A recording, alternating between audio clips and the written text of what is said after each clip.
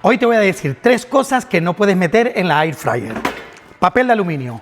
¿Por qué? Porque no deja circular el aire y la cohesión de los alimentos no va a ser completamente uniforme. Siempre papel de hornear, sería lo mejor. Lo segundo, legumbres, arroz, pastas. Este tipo de alimento no es compatible con la cohesión de una air fryer. Y por último, los líquidos, como sopa, crema. Ojo, importantísimo que sepas que puedes marinar un pollo o una carne. Lo único es correrlo bien antes de meterla y tendrás unos resultados exquisitos.